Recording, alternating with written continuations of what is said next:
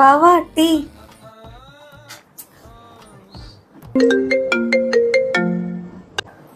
Hello అమ్మా, చెప్పమ్మా.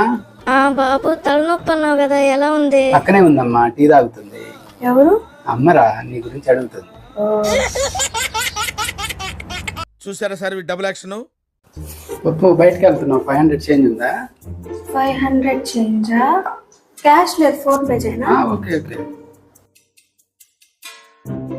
100, 200, 300, 400, 500. అదేంటి, మొత్తం ఒకేసారి చేయొచ్చుగా. నువ్వేగా చేంజ్ అడిగావు.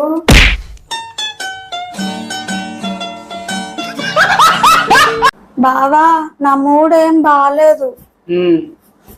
బావా నా మూడేం బాలేదు. సరే సరే అంటావేంటి? ఏమైందని అడగవా? ఏమన్నా అడిగితే నువ్వేమన్నా చెప్తావా? అడిగితే కదా తెలిసేది. ఏమైందమ్మా? నీకు చెప్పినా అర్థం కాదు. పో. దీని తల్లి నువ్వే ఇస్తానా? ఈ ప్రపంచంలో ఏ పిల్లమైన అంతనా?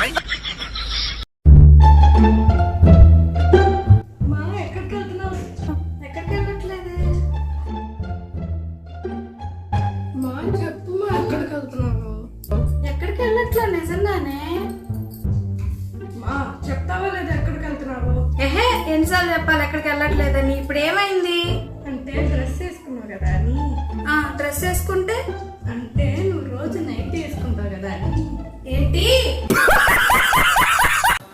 పప్పు ఎంతసేపు రెడీ అవ్వడానికి? టైం అవుతుంది. నేను 10 minutes లో రెడీ అవుతానంటే 10 minutes లో రెడీ అవుతాను. నువ్వు ఇలా గంటకి వచ్చి నాకు గుర్తు చేయాల్సిన అవసరం లేదు. చుట్టూ అంత నాటకమైతే నటన రాకనే వెళ్ళిపోతే. బావా లంచ్ కి ఏ కర్రీ చేయాలి? లంచ్కా పాలకూర పప్పు చేయి పప్పు. పాలకూర పప్ప? ఓకే. అవును, పాలకూర పప్పులో ఎన్ని పాలు పోయాలి? బావా చెప్పు పప్పు. పాలకూర పప్పులో ఎన్ని పాలు పోయాలి? ఇంకా నయం, బీరకాయ కూర చేయమనేది ఎన్ని బిల్లు పోయాలంటదేమో. వద్దులే పప్పు, ముద్దపప్పు చేయి. పప్పు ఏం చేస్తున్నావు? ఎక్కడి నుంచి వస్తున్నావు? వంశీ దగ్గర నుంచి వస్తున్నా పప్పు. నిజంగానా? అదేంటి అలా అడుగుతావు? నా మీద నమ్మకం లేదా?